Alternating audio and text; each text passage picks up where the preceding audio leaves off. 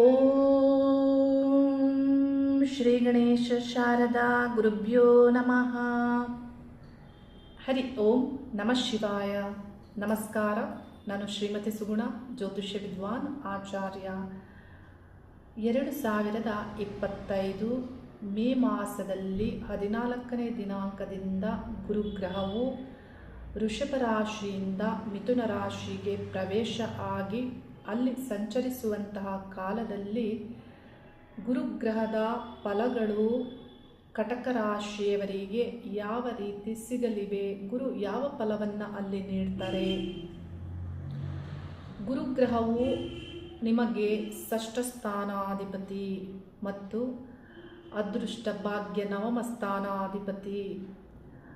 ಅಲ್ಲಿ 12ನೇ ಸ್ಥಾನದಲ್ಲಿ ಸಂಚರಿಸೋದ್ರಿಂದ ನಿಮ್ಮ ಕೆಲಸ ಕಾರ್ಯಗಳಿಗೆ ಅಡೆತಡೆಗಳು, ವಿಘ್ನಗಳು ಆರಂಭ, ಅದೃಷ್ಟಕ್ಕೆ, ಪ್ರಯತ್ನಕ್ಕೆ ಎಲ್ಲದಕ್ಕೂ ಅಡೆತಡೆಗಳು ಆಗುತ್ತೆ. ಕಟಕ ರಾಶಿಯವರಿಗೆ ಗುರುಗ್ರಹವು ಷಷ್ಠ ಸ್ಥಾನಾಧಿಪತಿಯಾಗಿ, ಗುರುಗ್ರಹವು 12ನೇ ಸ್ಥಾನದಿಂದ ಷಷ್ಠ ಸ್ಥಾನವನ್ನು ವೀಕ್ಷಣೆ ಮಾಡೋದ್ರಿಂದ ಸಾಲಗಳು, ಶತ್ರುವು ವೃದ್ಧಿಯಾಗ್ತಾರೆ. ಅಂದರೆ ಸಾಲವನ್ನು ತೆಗೆದುಕೊಂಡವರಿಂದಲಾದರೂ ನಿಮಗೆ ಕಷ್ಟಗಳು ಬರಬಹುದು, ಅಥವಾ ಬಾಡಿಗೆ, ಈ ಸಂಬಂಧಪಟ್ಟ ಬಾಡಿಗೆ ಮನೆ ನೀವು ಅಲ್ಲಿದ್ದರು ಅಥವಾ ನೀವು ಬೇರೆಯವರಿಗೆ ಕೊಟ್ಟಿದ್ರು, ಈ ಸಂಬಂಧ ಸಮಸ್ಯೆಗಳು ಬರಬಹುದು, ಸಾಲ ತೆಗೆದುಕೊಂಡ ಸಮಸ್ಯೆಗಳು ಬರಬಹುದು. ಮತ್ತು ಷಷ್ಠ ಸ್ಥಾನಾಧಿಪತಿಯಾಗಿ ವ್ಯಯಸ್ಥಾನದಲ್ಲಿ ಸಂಚರಿಸೋದ್ರಿಂದ ಕಟಕ ರಾಶಿಯವರಿಗೆ ಗುರುಬಲ ಇರೋದಿಲ್ಲ. ಗುರು 12ನೇ ಸ್ಥಾನದಲ್ಲಿ ಸಂಚರಿಸೋದ್ರಿಂದ ಅಧಿಕವಾದಂತಹ ಖರ್ಚುಗಳ ಆರಂಭ ಕಟಕ ರಾಶಿಯವರಿಗಾಗತ್ತೆ. ಯಾವುದಕ್ಕಾಗಿ ಖರ್ಚು ಮಾಡ್ತೀರಾ? ಷಷ್ಠ ಸ್ಥಾನ ವ್ಯಾಧಿಯನ್ನು ಸೂಚಿಸುತ್ತೆ. ಹಾಗೆಯೇ 12ನೇ ಸ್ಥಾನ ವ್ಯಯಸ್ಥಾನದಲ್ಲಿ ಗುರು ಸಂಚರಿಸೋದ್ರಿಂದ ಆ ಸ್ಥಾನವು ಹಾಸಿಗೆಯನ್ನು ಹಿಡಿಯುವುದನ್ನು ಸೂಚಿಸುತ್ತೆ. ಅಂದರೆ 12ನೇ ಸ್ಥಾನದಲ್ಲಿ ಯಾರಾದರೂ ರೋಗಿಗಳು, ದೀರ್ಘಕಾಲದ ವ್ಯಾಧಿ ಇರುವವರಿಗೆ, ನಿರ್ಗತಿಕರಿಗೆ, ಬಡವರಿಗೆ ಹಣವನ್ನು ಸಹಾಯ ಮಾಡ್ತೀರಾ. ಖರ್ಚುಗಳನ್ನು ಮಾಡುವ ಸಾಧ್ಯತೆಯು ಹೆಚ್ಚು ಇರುತ್ತೆ. ಹಾಗೂ ಶತ್ರು ಸ್ಥಾನಾಧಿಪತಿಯಾಗಿ 12ನೇ ಸ್ಥಾನದಲ್ಲಿರೋದ್ರಿಂದ ಶತ್ರುಗಳಿಗಾಗಿ ಏನಾದರೂ ಖರ್ಚು, ಹೇಗೆ ಅಂದರೆ ಶತ್ರುಗಳಿಗೆ ಏನು ಖರ್ಚು ಮಾಡ್ತೇವೆ ಅನ್ನುವಂತಹ ಒಂದು ಯೋಚನೆ ಬರ್ಬೋದು ನಿಮಗೆ. ನೋಡಿ, ಶತ್ರುವಿನಿಂದ ಗೆಲ್ಲಬೇಕು ಅಂದರೆ ಇನ್ನೊಂದು ಮಾರ್ಗದಲ್ಲಿ ಏನಾದರೂ ಹಣ ಕೊಟ್ಟು ಕೆಲಸ ಮಾಡೋರು ಇರ್ತಾರೆ. ಈ ರೀತಿ ಶತ್ರುವಿಗಾಗಿಯೂ ಖರ್ಚು ಮಾಡುವಂತಹ ಸಾಧ್ಯತೆ ಇರುತ್ತೆ. ಮತ್ತು ಶುಭ ಗ್ರಹನಾಗಿ ಗುರುಗ್ರಹವು ಯಾರಿಗಾದರೂ ಮಂಗಳ ಕಾರ್ಯಗಳಿಗೆ, ಶುಭ ಕಾರ್ಯಗಳಿಗೆ ಹಣವನ್ನು ನೀಡುವುದು, ಅಥವಾ ನೀವು ಖರ್ಚು ಮಾಡಬೇಕಾದಂತಹ ನಿಮ್ಮ ಕುಟುಂಬದಲ್ಲೇ ನಡೆಯಬಹುದಾದಂತಹ ಮಂಗಳ ಕಾರ್ಯಗಳಿಗೆ ಖರ್ಚು, ವಿವಾಹ ಕಾರ್ಯಗಳಿಗೆ ಖರ್ಚಾಗ್ಬೋದು. ಅಥವಾ ನೋಡಿ, ಒಂದೇ ಮನೆಯಲ್ಲಿ 4-5 ಜನ ಇರುವಾಗ ಇನ್ನೊಬ್ಬರಿಗೆ ಒಳ್ಳೆ ಯೋಗ ಭುಕ್ತಿ ಕಾಲಗಳು ನಡೀತಾ ಇದ್ದಾಗ ಗೃಹ ಆರಂಭ ಆಗ್ಬೋದು. ಅದಕ್ಕಾಗಿ ನೀವು ತುಂಬ ಖರ್ಚು ಮಾಡ್ಬೋದು. ಈ ಥರ ಫಲವನ್ನು ಗುರು 12ನೇ ಸ್ಥಾನದಲ್ಲಿ ನೀಡ್ತಾರೆ. ಈ ಸ್ಥಾನದಿಂದ ನಿಮ್ಮ ಸುಖ ಸ್ಥಾನವನ್ನು ವೀಕ್ಷಣೆ ಮಾಡೋದ್ರಿಂದ ಅಲ್ಲಿ ಸಾಮಾನ್ಯ ಫಲವನ್ನು ನೀಡ್ತಾರೆ. ಏಕೆಂದರೆ ಆ ಸ್ಥಾನವು ಗುರುಗ್ರಹಕ್ಕೆ ಶುಕ್ರನ ಒಂದು ಸ್ಥಾನ ಆಗಿರೋದ್ರಿಂದ ಗೃಹ ಶಾಂತಿ, ಮನಃಶಾಂತಿ, ಮಾತೃಸುಖ, ಇದರಲ್ಲಿ ಭೂಮಿ, ಇದರ ಸಂಬಂಧಪಟ್ಟಂತೆ ವ್ಯವಸಾಯದಲ್ಲಿ ಆಗ್ಬೋದು ಫಲಗಳನ್ನು, ಸಾಮಾನ್ಯವಾದ ಫಲವನ್ನು ನೀಡ್ತಾರೆ. ಭಾಗ್ಯಸ್ಥಾನಾಧಿಪತಿಯಾಗಿ ಭಾಗ್ಯಸ್ಥಾನದಲ್ಲಿಯೂ ಅಲ್ಲಿ ಶನಿಗ್ರಹ ಸಂಚರಿಸ್ತಾ ಇದ್ದು, ಆ ಸ್ಥಾನಾಧಿಪತಿ 12ನೇ ಸ್ಥಾನಕ್ಕೆ ಬಂದಾಗ ಎಲ್ಲ ಕೆಲಸ ಕಾರ್ಯಗಳು ಬರುವ ಭಾಗ್ಯಕ್ಕೆ ಅಡೆತಡೆಗಳಿರುತ್ತೆ. ಮತ್ತು ಭಾಗ್ಯಸ್ಥಾನಾಧಿಪತಿಯಾಗಿ ಅಷ್ಟಮ ಸ್ಥಾನವನ್ನು ದೃಷ್ಟಿಸೋದ್ರಿಂದ ಅಲ್ಲಿ ಆಯುರ್ವೃದ್ಧಿಯಾಗುತ್ತೆ. ಆದರೆ ಆ ಆಯುರ್ಸ್ಥಾನದಲ್ಲಿ, ನಿಮ್ಮ ಆಯುರ್ಸ್ಥಾನದಲ್ಲಿ ರಾಹುಗ್ರಹ ಸಂಚರಿಸೋದ್ರಿಂದ ಆಕಸ್ಮಿಕವಾಗಿ ಇದ್ದಕ್ಕಿದ್ದಂತೆ ಏನಾದರೂ ಸಮಸ್ಯೆಗಳು ಬರುವ ಸಾಧ್ಯತೆ ಇರುತ್ತೆ. ಬಂದಂತಹ ಸಮಸ್ಯೆಗಳಿಂದ ಪಾರಾಗುವಂತೆ ಇಲ್ಲಿ ಗುರು ಗ್ರಹವು ಫಲವನ್ನು ನೀಡ್ತಾರೆ.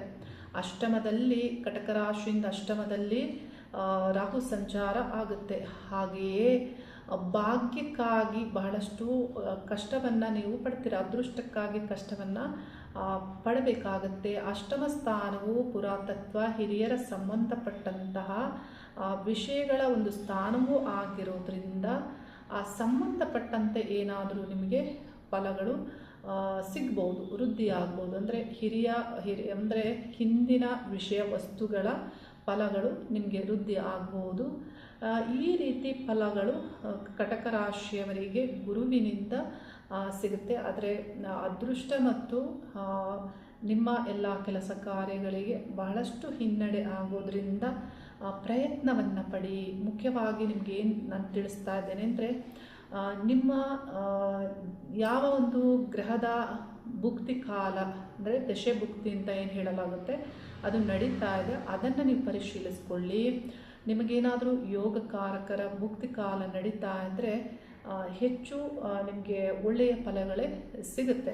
ಈ ಎಲ್ಲ ಫಲಗಳು ಅಲ್ಲಿ ಹೆಚ್ಚು ನಿಮಗೆ ಅನುಕೂಲಗಳಾಗ್ತಾ ಇದೆ. ಅಂದರೆ ನೋಡಿ, ಅನುಕೂಲ ಬಂದಾಗ ಖರ್ಚುಗಳು ಮಾಡಬಹುದು. ಹೀಗೆ ಆ ರೀತಿ ಫಲವನ್ನು ಅಂದರೆ ಆ ರೀತಿ ನಿಮ್ಮ ದಶಭುಕ್ತಿಗಳನ್ನು ಪರಿಶೀಲಿಸ್ಕೊಳ್ಳಿ. ಯಾರಿಗಾದರೂ ಶನಿ ದಶೆ ಶನಿ ಭುಕ್ತಿ, ಹಾಗೆ ರಾಹು ದಶೆ ರಾಹು ಭುಕ್ತಿ ಕಾಲಗಳು, ಅಥವಾ ಷಷ್ಠಾಧಿಪತಿಯ ಗ್ರಹದ ಭುಕ್ತಿ ಕಾಲಗಳು, ಅಷ್ಟಮಾಧಿಪತಿಯ ಭುಕ್ತಿ ಕಾಲಗಳು ನಡೀತಾ ಇದ್ದರೆ ನೀವು ಹೆಚ್ಚು ಜಾಗೃತಿಯನ್ನು ತೆಗೆದುಕೋಬೇಕಾಗತ್ತೆ. ಮತ್ತು ಕಟಕ ರಾಶಿ ನಿಮ್ಮದಾಗಿದ್ದರೂ ಗುರುಬಲ ಇಲ್ಲ ಅಂತ ಚಿಂತೆ ಮಾಡುವವರಿಗೆ ಇನ್ನೊಂದು ಮಾರ್ಗ ಏನಂದರೆ, ನಿಮ್ಮ ಕಟಕ ರಾಶಿ ನಿಮ್ಮದು ಜನ್ಮರಾಶಿ ಆಗಿದೆ. ಆದರೆ ನಿಮ್ಮ ಜನ್ಮ ಲಗ್ನ ಯಾವುದು ಅಂತ ಪರಿಶೀಲಿಸ್ಕೊಳ್ಳಿ. ನಿಮ್ಮ ಜನ್ಮ ಲಗ್ನವೇನಾದರೂ ಋಷಭ ಲಗ್ನವಾಗಿದ್ದರೆ ನಿಮಗೆ ಗುರುಬಲ ಲಗ್ನಕ್ಕೆ ಇರುತ್ತೆ. ಹಾಗೆಯೇ ಸಿಂಹ ಲಗ್ನವಾಗಿದ್ದರೆ ಗುರುಬಲ ಸಿಂಹ ಲಗ್ನಕ್ಕೆ ಇರುತ್ತೆ. ಹಾಗೆಯೇ ತುಲಾ ಲಗ್ನ ನಿಮ್ಮದಾಗಿದ್ದರೆ ತುಲಾ ಲಗ್ನಕ್ಕೆ ಗುರುಬಲ ಇದೆ. ಧನಸ್ಸು ಲಗ್ನ ನಿಮ್ಮದಾಗಿದ್ದರೆ ಧನಸ್ಸು ಲಗ್ನಕ್ಕೆ ಗುರುಬಲ ಇದೆ. ಮತ್ತು ಕುಂಭ ಲಗ್ನ ನಿಮ್ಮದಾಗಿದ್ದರೆ ಕುಂಭ ಲಗ್ನಕ್ಕೆ ಗುರುಬಲ ಇದೆ. ಇಲ್ಲಿ ಇಷ್ಟೆಲ್ಲ ಒಂದು ವಿಷಯಗಳ ನಡುವೆಯೂ ಲಗ್ನಗಳಿಂದ ಗುರುಬಲ ಇರುವಾಗ ಬಹಳಷ್ಟು ವಿಷಯಗಳಲ್ಲಿ ನೀವು ಮುಂದುವರಿಯುವ ಸಾಧ್ಯತೆ ಇರುತ್ತೆ. ಯಾವುದೇ ಒಂದು ಕೆಲಸ ಆರಂಭದಲ್ಲಿ ಅಥವಾ ಕೆಲಸ ಮಾಡುವುದರಲ್ಲಿ ಒಂದು ಒಳ್ಳೆಯ ಪ್ರೋಸೆಸ್ ಆಗುವಂಥದ್ದು ಇರುತ್ತೆ. ಈ ರೀತಿ ಇರೋದ್ರಿಂದ ನಿಮ್ಮ ಲಗ್ನಗಳಿಗೆ ಗುರುಬಲ ಇದೆಯಾ ಪರಿಶೀಲಿಸ್ಕೊಳ್ಳಿ. ಮುಖ್ಯವಾಗಿ ಕಟಕ ರಾಶಿಯವರು ನೀವು ನಿಮ್ಮ ಒಂದು ಪರಿಹಾರವನ್ನು ನಾನು ತಿಳಿಸೋದೇನೆಂದರೆ, ನೀವು ನಿತ್ಯಲೂ ಬೆಳಗಿನ ಸಂದರ್ಭದಲ್ಲಿ ವಿಷ್ಣು ಸಂಬಂಧಪಟ್ಟಂತಹ ಮಂತ್ರವನ್ನು ಪಠನೆ ಮಾಡಿ. ಏಕೆಂದರೆ ಈ ಪ್ರಪಂಚ ಏನಿದೆ, ಈ ಜಗತ್ತೇನಿದೆ, ಬ್ರಹ್ಮಾಂಡ ಏನಿದೆ, ಎಲ್ಲದರ ಪಾಲನೆಯನ್ನು ಮಾಡ್ತಾ ಇರುವಂಥದ್ದು ವಿಷ್ಣುವೇ, ನಾರಾಯಣರು ಆಗುತ್ತಾರೆ. ಹಾಗಾಗಿ ನಿಮ್ಮ ಬೆಳಗಿನ ಸಂದರ್ಭದಲ್ಲಿ ನಾರಾಯಣ ಸಂಬಂಧಪಟ್ಟಂಥ ಮಂತ್ರ ಪಠನೆ ಮಾಡಿ. ಓಂ ನಮೋ ನಾರಾಯಣಾಯ, ಓಂ ನಮೋ ನಾರಾಯಣಾಯ. ಹಾಗೆಯೇ ಸಂಜೆಯ ಸಂದರ್ಭದಲ್ಲಿ ಓಂ ನಮಃ ಶಿವಾಯ ಪಠಿಸಿ. ಅದರಿಂದ ನಿಮಗೆ ಒಳ್ಳೆಯ ಫಲ, ರಕ್ಷೆ ವೃದ್ಧಿಯಾಗುತ್ತೆ. ಜಗತ್ತನ್ನು ರಕ್ಷಿಸುವವರು ಶಿವ. ಹಾಗಾಗಿ ಶಿವ ಮತ್ತು ನಾರಾಯಣರ ಪಾಲನೆ ಮತ್ತು ರಕ್ಷೆ ಮಾಡುವವರ ಒಂದು ಅನುಗ್ರಹ ನಿಮಗೆ ಪ್ರಾಪ್ತಿಯಾಗುತ್ತೆ. ಈ ರೀತಿ ನಿಮ್ಮನ್ನು ನೀವು ಉಪಾಸನೆಯಿಂದ, ಮಂತ್ರ ಜಪಗಳಿಂದ ಮಾನಸಿಕವಾಗಿ ಸದೃಢರಾಗಿ ನಿಮ್ಮ ಪ್ರಯತ್ನಗಳಲ್ಲಿ ನೀವು ಮುಂದುವರಿರಿ. ಗುರುಬಲ ಇಲ್ಲ ಅಂದರೂ ನೋಡಿ, ಈಗಾಗಲೇ 2024ರಿಂದಲೂ 2025 ಮೇವರೆಗೂ ನಿಮ್ಮೆಲ್ಲ ಕೆಲಸ ಕಾರ್ಯಗಳಲ್ಲಿ ಗುರುಗ್ರಹವು ಆದಷ್ಟು ಶುಭ ಫಲವನ್ನು ನೀಡಿದ್ದಾರೆ.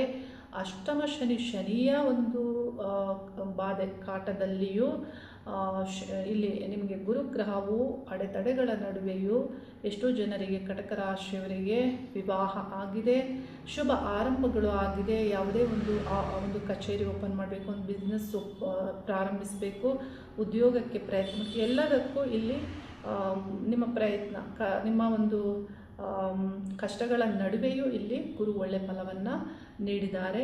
2025 ಮೇವರೆಗೆ ಗುರುಬಲ ಕಟಕ ರಾಶಿಯವರಿಗಿದೆ. ಇದರ ಒಳಗೆ ನಿಮ್ಮ ಏನೇ ಆರಂಭಗಳಿದ್ದರೂ ಆರಂಭವನ್ನು ಮಾಡಿಕೊಳ್ಳಿ.